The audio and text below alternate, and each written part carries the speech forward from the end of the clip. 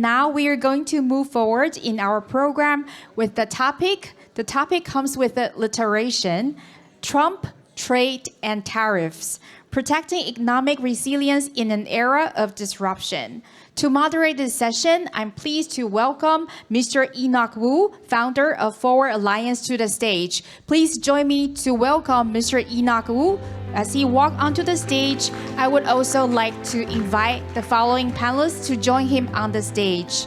Ms. Kathy Matsui, General Partner at MPower Partners and former policy commentator with Japan's Cabinet Office. Welcome, Ms. Kathy Matsui.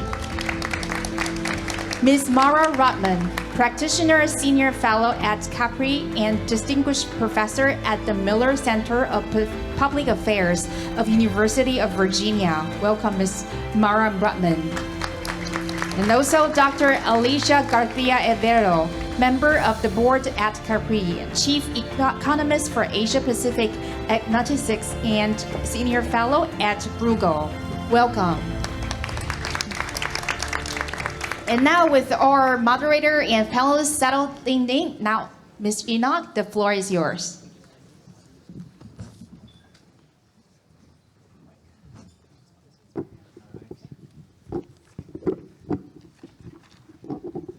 Well, thank you very much, and thank you, Shirley, and to the entire team at CAPRI for your invitation. Every time that I attend a CAPRI event, I am ever the more impressed by the talent that you're able to convene, not just from around the world, but across disciplines.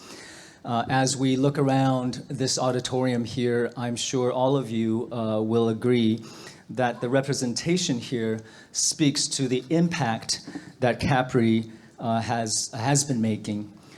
In this age of heightened risk and uncertainty, age of growing distrust and polarization, and an age where democracies are at risk of decline, I think we especially need this space for constructive debate, the space for serious discussion, and the space for collective action.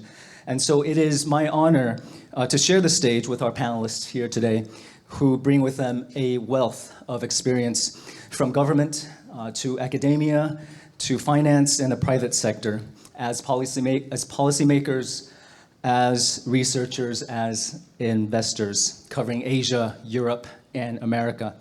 They represent here the global perspectives and expertise that we all must draw from if we are to have a chance at navigating through the turbulence in which we find ourselves. And so in alphabetical order, if I may, we have with us here today Alicia García Herrero, Kathy Matsui, and Mara Rudman. I'm going to give a brief introduction of their backgrounds. I believe they need no introduction. But please bear with me, and I very much look forward to our engagement and our discussion here today. Alicia is the chief economist for Asia Pacific at Natixis. She also serves as the senior fellow at the European think tank, Bruegel, did I pronounce that right? And a non-resident senior fellow at the East Asian Institute of National University, Singapore. Alicia is also adjunct professor at the Hong Kong University of Science and Technology, a member of the Council of Advisors on Economic Affairs to the Spanish government, and an advisor to the Hong Kong Monetary Authority's research arm. She's a board member of CAPRI, as you know, and this is our second time sharing the stage, so it's good to see you, Alicia. Kathy here to my left is a founding general partner of MPower Partners, Japan's first ESG integrated global venture capital fund. She is the former vice chairman of Goldman Sachs Japan and the chief Japan equity strategist. Her groundbreaking work that many of you have heard of, I'm sure, is on womenomics. Its research has spurred the Japanese government to promote gender equality and diversity, and she has advised corporations on governance and best practices on diversity. She has a master's from the Johns Hopkins School of Advanced International Studies and is a graduate of Harvard.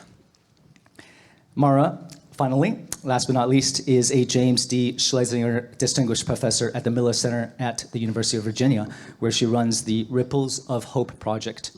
Mara served on the 2022 to 2024 National Defense Strategy Commission, was deputy assistant to the President for National Security Affairs in the Obama and Clinton administrations, deputy envoy for the Office of the Special Envoy for Middle East Peace at the U.S. Department of State, assistant administrator for the Middle East at USAID, and chief counsel to the House Foreign Affairs Committee.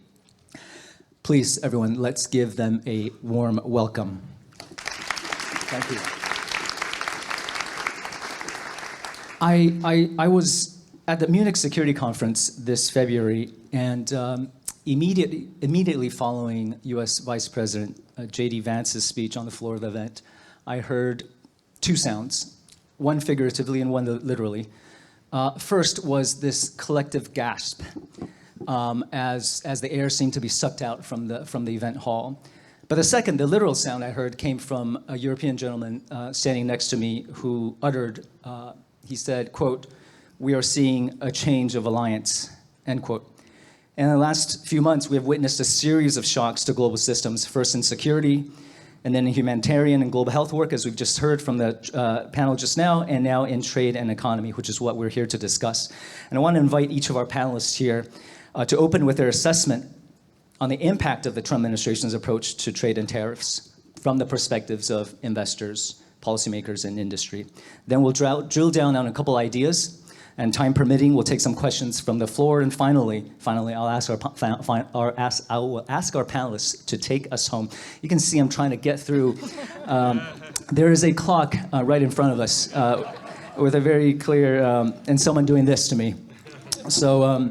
And I, yesterday when I met our panelists, I said to them, my only mission today, my foremost mission is to get out of the way and let them speak. And here I am, still rambling on. So if I may, let's go with this order. Kathy first, then Mara, then Alicia, and then we'll rotate the order going forward. But please, with your opening remarks, help us understand what we're seeing, what's going on. As an investor, as someone from Japan, as a policymaker, as someone who's tuned to national security implications, and obviously someone who is tracking industry and supply chain closely. So please, Kathy, thank you.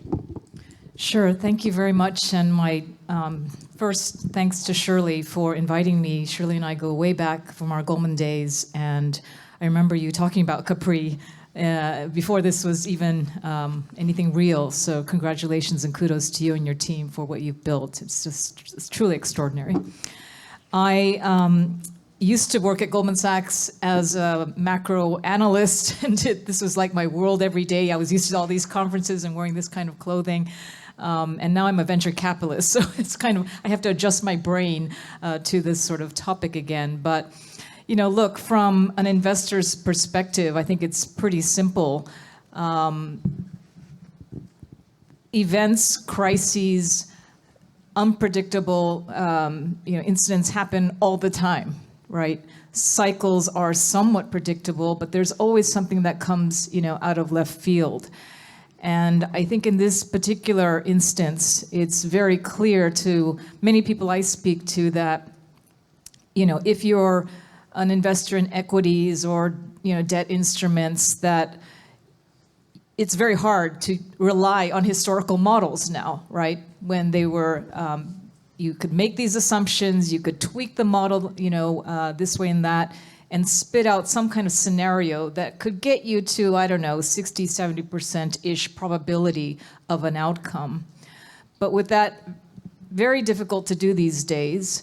I think what that means for investors is they have to take a bit of a longer-term perspective on what does this really mean? And I think conferences like this are an excellent way to make us think about, for a second, not the day-to-day, what's markets doing up and down, every week, but rather take a step back and consider more thoughtfully how are each of these actors in the ecosystem, in the economic system that we're all operating in, going to react to these various, changes in the assumptions that we've held.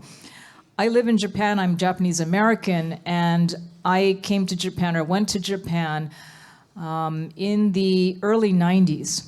And if you recall, after the asset bubble of the late 80s, when that's what drew a lot of young people to study Japanese and go to Japan because we all thought that bubble would, last forever. But it was also a time where there's a massive amount of trade friction and pressure on Japan to, hey, stop exporting your little cars to America, right? And hey, Japan, you should be buying more of American beef. You should be buying more American, steel and soybeans and all of that. So Japan has been through this. This is like a movie being played out again. And I think we go back in time and, I think the mistake that perhaps Japan made, if I don't know, I'm not an academic, but was that, yes, it had to react because there was so much pressure. For example, remember the Plaza Accord? I mean, all these young people in the back, you were not even born. But in 1985, the yen, which is today about 145 against the US dollar, was 360 yen against the US dollar, okay? So it was very competitive as a currency, and that was partly to blame for Japan's, dumping of all of its Japanese goods into markets like the United States. The Plaza Accord, remember, reset that exchange rate, right? From 360, I can't remember what it was, but to a much less competitive currency level. So some people that come to visit me in Tokyo from China, they say, what lessons would you impart for China and other economies that are undergoing this pressure from, for example, the United States? And I'd say, don't do the same. Don't reset your currency because somebody or some buddies have basically decided that would be the best thing. Because you know what? That triggered what? That was such a deflationary shock to Japan's economy. Japan had no choice but to dramatically ease financial conditions, i.e. cut interest rates. What did that give birth to? This massive asset bubble, right? Where the value of the Imperial Palace was more than where I come from, the state of California, right? It got so distorted, and then what had to happen? You had to shut down that party, and that began what Takuninami just mentioned, this 30-year deflationary, sleeping period for Japan. So I like to kind of, I don't know, history, it rhymes but never repeats itself, I don't know, but I think we need to just take a step back and consider, so how should Japan have reacted? And to me, I think with all these uncertain factors going on in the world, in particular from a Japan perspective, where the population is aging, the population is shrinking, yet it has still an enormous current account surplus. It has capital, and maybe not for long, but for now, what Japan really needs to do is develop domestic national resilience. It also has to figure out how to unleash and unlock untapped resources. I talked about, women in my womenomics research. It's not just women, though, right? There's a lot of resources in the economy that are just shackled by unnecessary regulation that need to be freed up. So for me, I'm not specifically addressing the tariff question, I know. I think it's pretty simple that it's going to be very negative, particularly for the auto industry and related industries for the short term. But I think longer term, this is a wake-up call to really shock Japan into figuring out how are you going to become resilient. Supply chain resiliency, food security, cybersecurity, logistics, all of these things to me are areas as a venture capitalist actually present tremendous opportunities for new investments. And we're seeing, thankfully, a whole crop of new young people in Japan, actually not so young people, moving from big companies wanting to become entrepreneurs. So it's a really dynamic, scary but dynamic and exciting time for us in Japan. Thanks, Kathy. And I think we'll try to hit on some of the ideas you mentioned just now, including opportunities, including how to posture yourselves going forward. If I may, Mara. Sure, thanks. I was making sure my mic was on there. I also very much appreciate being here and being able to be in conversation with my fellow panelists and with all of you. I should say at the top of this, I am not a current policymaker in the United States. I'm about as far from that as it's possible to be. But I will say that for the time when the common thread through what may sound like a lot of disparate jobs I've had in and outside of government is that I've worked at the intersection of policy, politics, and process. And I actually don't think you can move anything forward policy-wise. Having a good idea is like maybe 5 to 10% of the equation, and the rest of it is understanding the process and the politics for how you move things forward. So I say that by way of starting to answer your question, I hope, and I want to do it in 3 parts. I am not going to start with America first for a bunch of reasons. What I'd like to start with is what I've observed about how some of the rest of the world is reacting to the various policies of President Trump's administration, including the tariffs, the trade and tariff approach that he has taken. I've watched closely as various foreign leaders have come to the United States for discussions or have met U.S. Officials elsewhere. I've been very impressed, for example, by how the United Kingdom has handled both the first meeting, and then I'm not that surprised that they got a trade framework. I think a lot of this is more show than substance, that may reflect a president that came to power through being a TV celebrity as much as anything else, with no diss intended there to President Zelensky, by the way. So I want to be clear.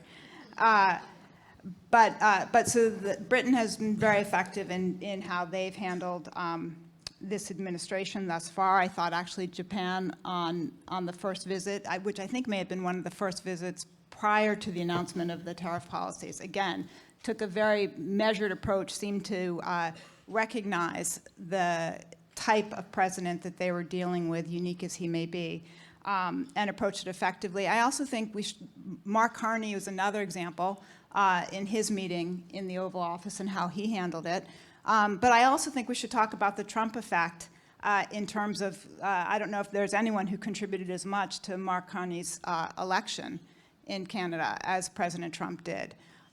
So there are positives to his administration. And I think the same is true in Australia in terms of the impact there. I don't think his comments are the sole factor, but I think it is something to watch and look at. So I do see various leaders in the rest of the world, in Europe, in Asia Pacific, in the Middle East, recalculating how to deal with the President of the United States. And I think that's smart to do that. I think it shows people, those who I think are doing best are figuring out what their ultimate goals are, so what policies they want to achieve, and what the politics are of navigating that. And it's not necessarily bowing and genuflecting, but it's taking the measure of the man that you're dealing with. I think within the United States, there is also, I believe, a growing recognition of the impact of these policies and of the approach. I think it's been tough in the first 100-plus days, which I think someone earlier today I heard in another conversation referred to as 100 years, I think inadvertently, but it feels like it's 100 years for many of us. And so much has happened so rapidly that it's tough to focus and to figure out how to address. But for the American people, including I think a number of the people who voted for President Trump, they are increasingly feeling and fearing the impact of his policies. The Wall Street Journal just today had an article that highlighted, and I commend it to folks to read, several small businesses in the United States throughout the country, red and blue states alike, and directly how they are being impacted by the tariffs, including having to go out of business, having to deflate their own personal savings accounts. There's a number of very compelling stories, and those are just in one article. That is replicated throughout the country. And so as people feel the real effect, and we will in the United States, it's very different from what the president has described to them. Those are all people who will be voting. They may not be voting immediately, but we have a midterm election for members of Congress and for the Senate in a year and 3/4 or close, but it still feels, a lot of us are focused on that site. I keep my own personal list of the senators that are up in 2 years, because I think for them there will be a calculation about, right now, the concern if you're a Republican is you're going to be primaried, that the president or his cohorts will put more money into somebody who's to the more extreme of you if you vote against him, and you'll lose a primary, and then you won't get to be in your seat again. I think at some point, those senators will be calculating that they're going to lose a general election if they keep voting with the president. So we have both the impact on the small businesses of the tariffs, and then we also have votes that are coming up in our Congress, in the House and then the Senate, on the budget.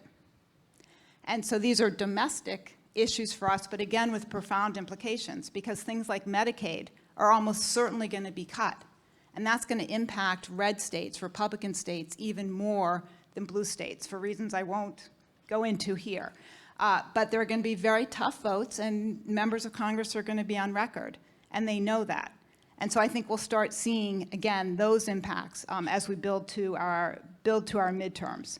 And so my version of Kathy's taking lemons and making lemonade is that where I see the opportunities in the United States, and I think for the rest of the world, and particularly for liberal democracies or like-minded countries, is being able to make the argument about how important economic security is and what economic security means in direct personal terms for families, for businesses, and how that security requires both resilience within the country, but also relationships around the world. Going to Sir Robin's points from earlier today, it takes friends and alliances.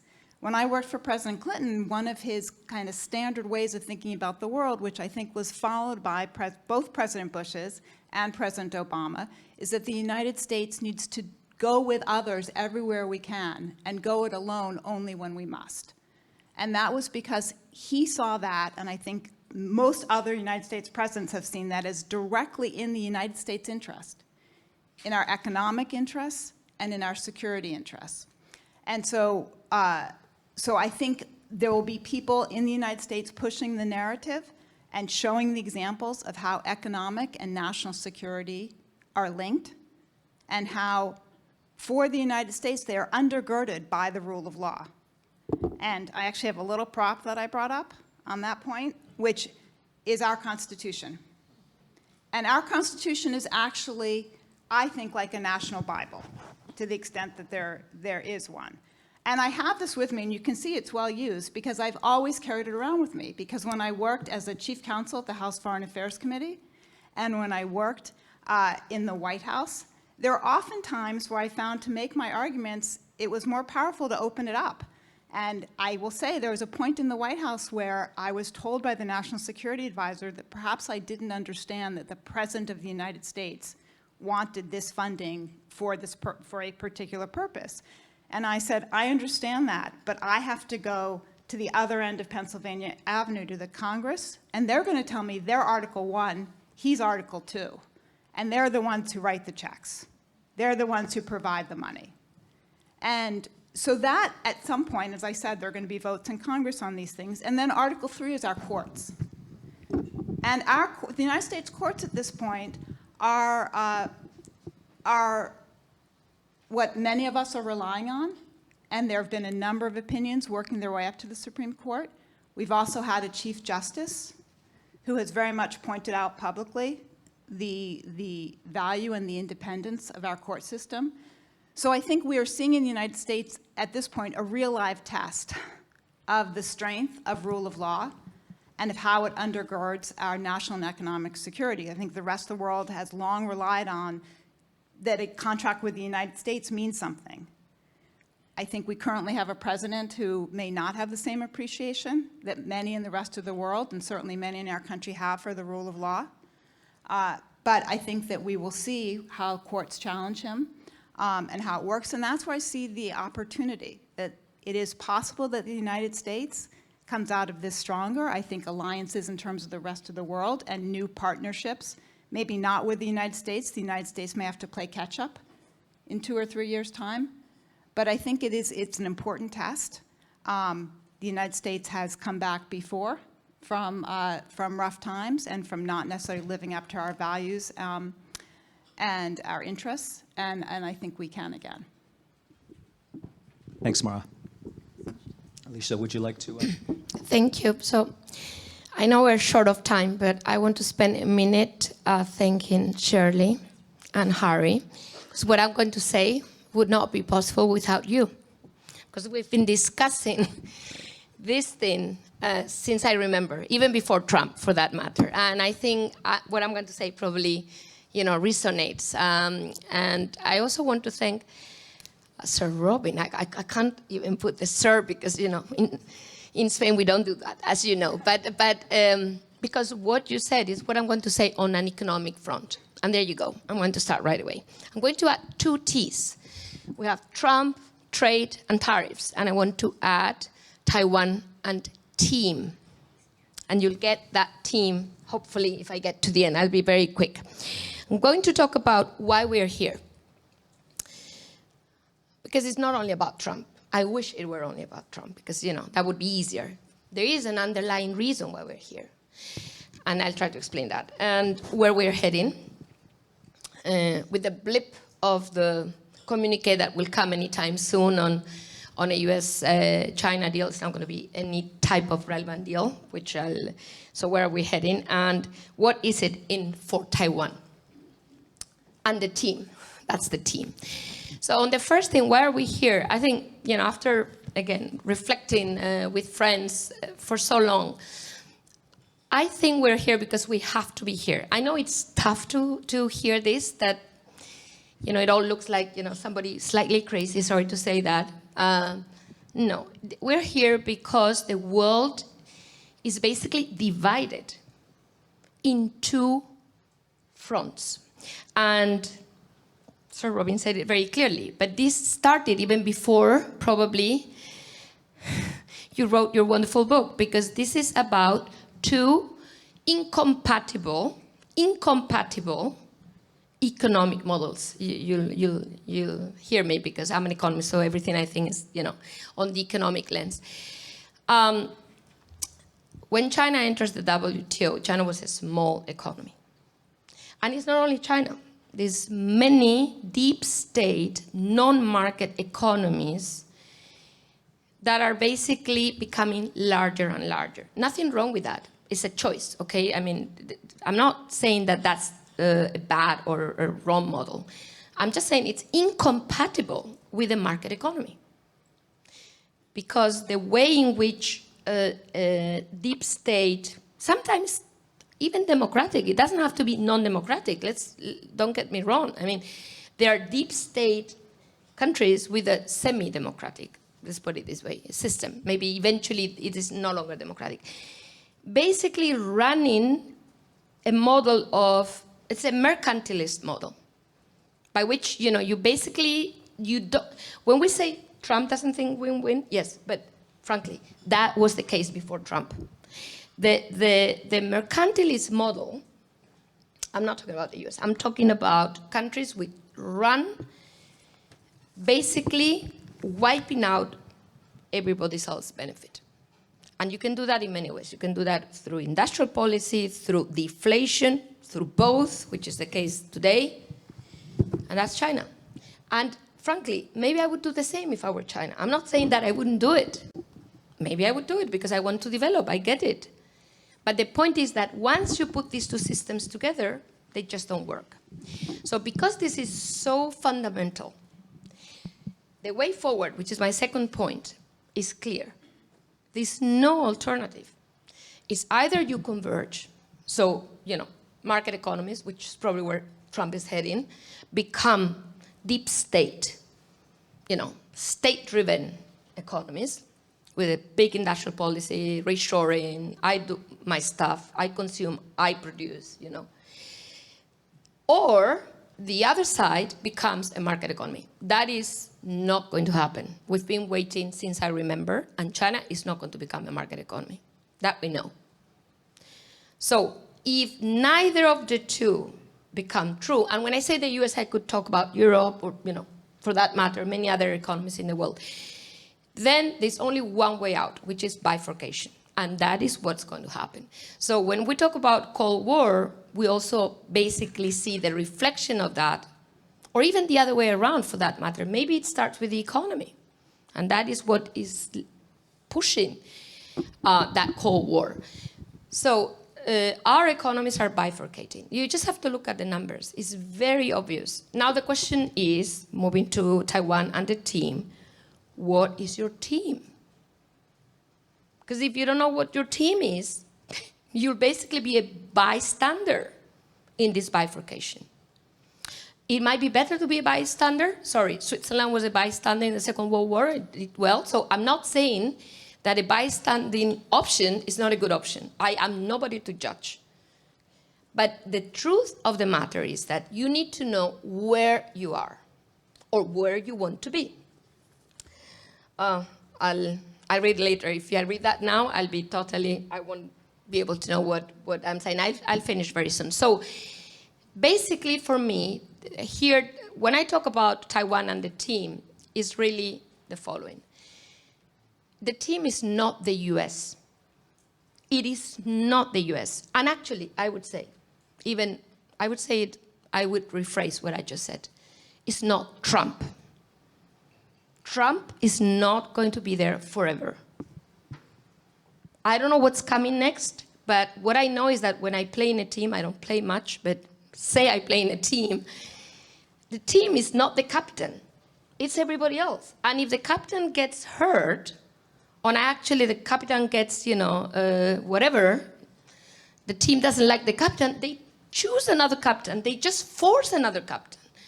So this is what Japan did with CPTPP, didn't it? I mean, we need the rest of the liberal democracies, and again, I'm an economist, the market economists, let's put it this way, to react and say, excuse me, as Canada has done, as Australia have done, and I hope Europe will done, and it's very difficult for Europe, because we're 27 countries, and it's very easy to manipulate that.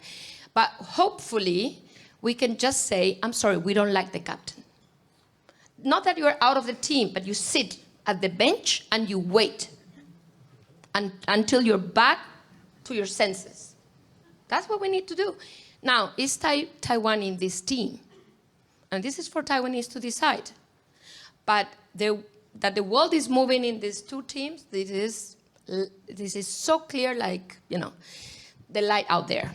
And it's not going to change because the models are simply incompatible. And they won't be compatible anytime soon. We've tried very hard, it doesn't work. So and this is not because of Trump, it is going to happen anyway. And I think for that matter, I think the only thing we need to decide here, I mean, this is for everybody else to decide, certainly not me, is where does Taiwan sit in this reality? That's all. Thank you. Thank you. We're passing around a note because, as you know, we're here discussing a topic that is very much current and transpiring on a real-time basis.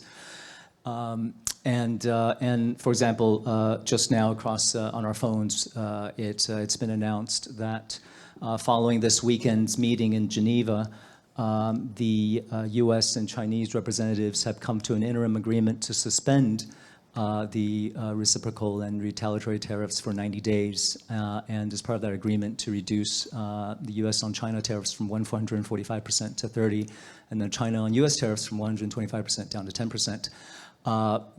As they say on CNN, this is a developing story. So we're not going to spend too much time opining on where this deal goes. But I think, if I may draw on two threads just now that I heard in that last round, and I'll endeavor to do 2 more rounds of Q&A before our time is up today. We heard 2 themes, right? One is this idea that I threw out, this is the end of the world, of the alliance as we know it, right? That's one idea. And on the other, that we've seen versions of this before, okay? They're not necessarily contradictory, okay, or nor mutually exclusive, but I wanted to put it to our panelists to maybe share with us from their perspective and given their experiences looking forward, are you expecting, if you believe in the, let's call it this rules-based global order that we've all prospered from in the last many decades since the end of the last war, has the model changed? Is there a new normal in how we engage and how we do business with each other? You know, to the point, you know, again, we're seeing this transpiring you know, as we speak, and I believe Brazil and some Latin American countries are off to Beijing next week as well. So, in short, maybe we start with Mara, if that's all right, Alicia, then Kathy. What's your view on this, on how we, on how the world works going forward? If we can keep us a six. Sure. Well, I don't think we're going to see a wholesale change. I think we're going to see shifts. And to what Alicia was saying, I think those who are like-minded about markets, who can maybe overcome what is a domestic political pressure for protectionism and accept the reality that for any of our countries to be at our strongest economically and in security terms, we have to have alliances and we have to work with others. I'll give one quick example. Critical minerals is the example that shows just the interlinkages between our economic interests and our national security interests, and the fact that if we're talking about mining, processing, and refining, for everything from the iPhones in front of everyone to the weapon systems we have, there's no one country, other than maybe China right now, who controls enough of the supply chain and who can make things work fast enough, that we have to figure out ways to work with one another. So I think that, and you need rules and you need rule of law to make that happen in a binding way. So I think we'll see shifts. I think the United States is going to fall behind over the next couple years, but I think other alliances that folks have been talking about have potential to fill some of these gaps. Okay. So I think the question really is about what's next after the liberal order, if I hear you.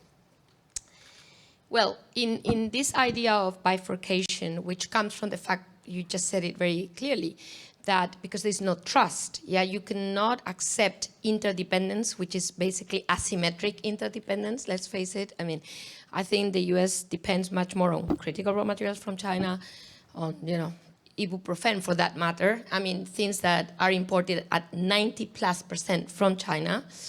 And China has been preparing for reducing this interdependence.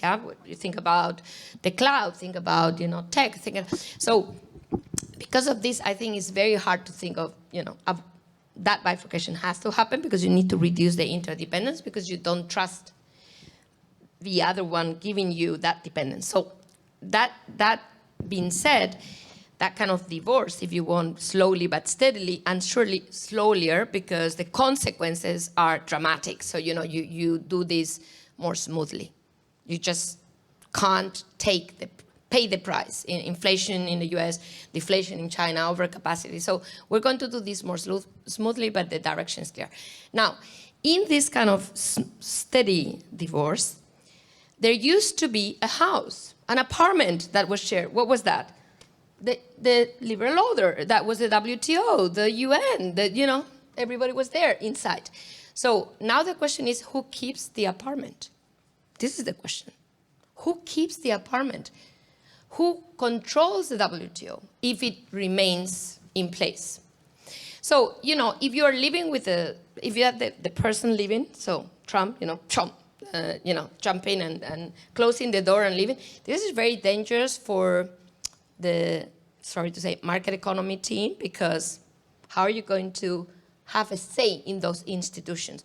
So what I'm trying to say here is that we should watch out, everybody else, because it is a very, very risky moment, and this is very true for Taiwan. These institutions, think about the WTO, could suddenly be homeless, if you want.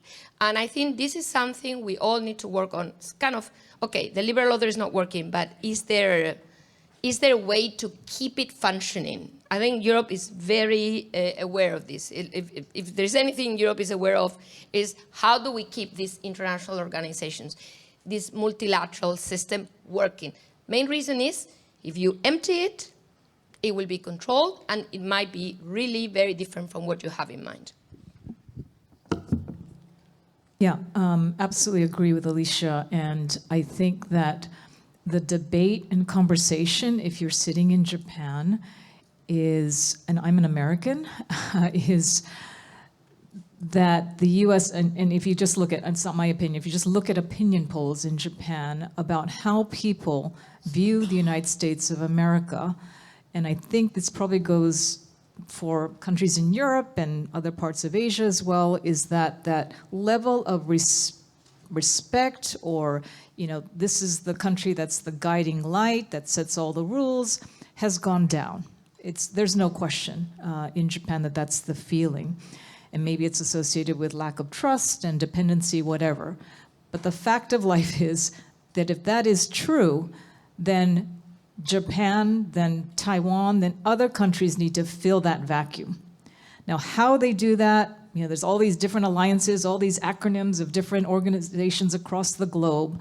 I don't know how, but I think that has to be done.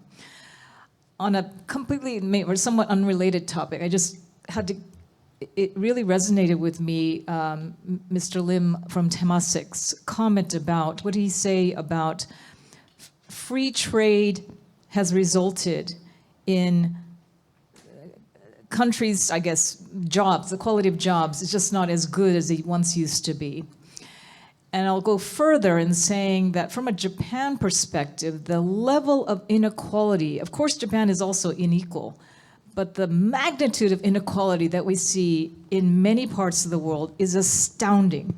And when that leads to the inaccessibility of normal people to health care, to maternal care, to, you know, affordable housing, that is a problem, right?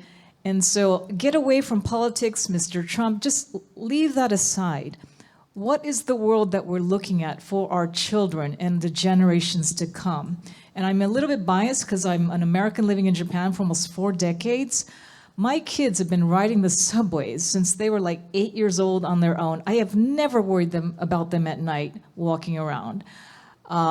You drop a wallet, you know the story, it'll be delivered back to your office, you know, with a little note, handwritten note. I hope it's not too dirty. You know, things like this. I know I'm a little bit extreme here, but you get my point. Japan has a ton of problems, okay? But it takes care of its people. Yeah, tax rates are bloody high. Believe me, bloody high. But you know what? You pay for what you get to some extent. And I think we all have to think about in our own societies, what kind of society do we want to create for our future generations? And that, to me, kind of gets to the heart of, let's strip away the politics, let's strip away all these alliances. What kind of society do we want for ourselves? And that, I think, is missing from this whole conversation. Sorry, I kind of went off track, but I was just stunned, or just moved by his comment about that. Because I think living as an American in a country like Japan, I really feel that whenever I go home, I was home a week ago, I really felt that. No, thank you. That's a perfect seg to something I wanted to please. We always have time for applause. We are short on time, but I do want to get in another, if I may, the final question, and I hope it blends a little bit from the questions that we received offline from some of you before this event. You know, we've been talking a lot about the impact and the consequences of, you know, what's headlining this panel and this event more broadly, and we all understand that the impact can be devastating, can be depressing, right? You know, it's affecting livelihoods, wiping out savings, and affecting jobs and our future, certainly our future generation. And so it sounds like a lot of doom and gloom. But I wanted to give our panelists an opportunity, and really to follow up on what Kathy, you really got us, this path you've gotten us down to, the path you've guided us towards from your opening remarks and just now as well, thinking about this opportunity to reset, this opportunity to recalibrate where we're headed, our direction. And so maybe you can help us paint a little bit of the, help us find the silver lining, if you will, in what's happening now. I think of, from the security world, NATO's how NATO's been reinvigorated to reinvest in defense, to enhance resilience, to enhance their independence, which, putting politics aside, is a good outcome, we would agree. Right, so maybe just talk a little bit more on the opportunities ahead from your respective fields or region, and hopefully that will set up. We can end on a very positive note. Hopefully, I think we're down. This last order is, if I may, Alicia, Kathy, then Mara. Okay, so I'm going to put my European hat, although I don't live there, but I don't think Europe has woken up to that title. And it's not only because of the tariffs, it's just because of this deep sense of loss. It's a loss. I mean, the US is a model for Europe. And, just seeing that degradation is so sad for Europe, and let alone Ukraine and everything else. But it's really about not seeing what you used to see. But the silver lining of anything like that is that you wake up, because you've been sleeping believing that somebody could do the job for you, and you could just, and I think this is so obvious in Europe. So now the question is, can you live up to your own understanding? I mean, now we get it. Are you ready to act? Because that's a different level. I can see that happening in some countries in Europe. I don't know whether this will be enough. We had a discussion, Sanjay and I can't read the future. But what I know is that Europe has woken up. And that's good, because when we talk about this idea of multilateralism, Europe is based on multilateralism. It will never be hard power or, great power. It can't play great power competition because it doesn't even believe in it.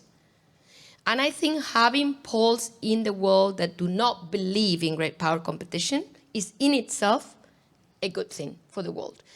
Because if the whole idea is that we have more great powers out there, then what? We will have the same thing we're seeing now, but with more players. The idea here is not to fight more fights. It's to really go back to a softer environment. And that's why I just hope Europe wakes up, not only says it's waking up. We have time for that.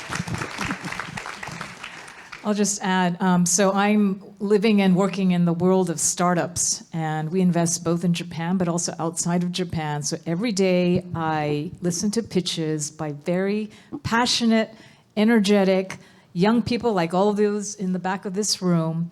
And I can't help but feel incredibly optimistic, because you know what, the earlier comments, the first panel about AI, well, we're seeing entrepreneurs that can build businesses and get to 10 million, 50 million revenues, US dollars, in record time, thanks to AI, right?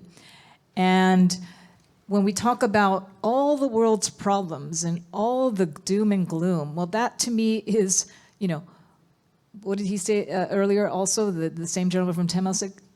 I'm here to solve problems, right? Those problems are opportunities. From climate change, we're meeting incredible green tech companies, sustainable, what do they call, alternative, protein companies. It's just fascinating. So to me, I can't help but feel optimistic, because I think that particularly your generation and across this region, sitting in Japan, we're seeing so many people from Asia, young people from Asia, coming to Japan, wanting to build companies in Japan.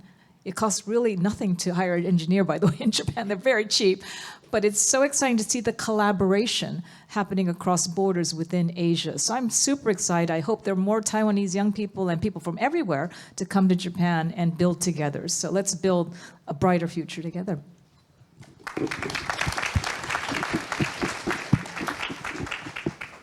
So where I see the opportunity for the United States, and I think for the rest of the world starts from, Kathy, what you said just before, which is that in the worst of times, you're forced to confront what you're really about as a person, as a country, as a world, and what kind of world and what kind of country you want to live in. And for the United States, there is still the opportunity for every individual to have an impact and to make a difference, and to choose a different future than we have in front of us right now. And so I see the opportunity, and I would never bet against my fellow citizens, even though they may have very much disappointed me in who they elected as president. But I think the United States has still unlimited ability to correct itself, and we have other times before, and to build from where we are and take the facts that we have and climb back up. And I think that's both the measure of a person and a country, and the ability not just to do well when you're riding high, but to be able to get back up when you've been knocked down. Thank you.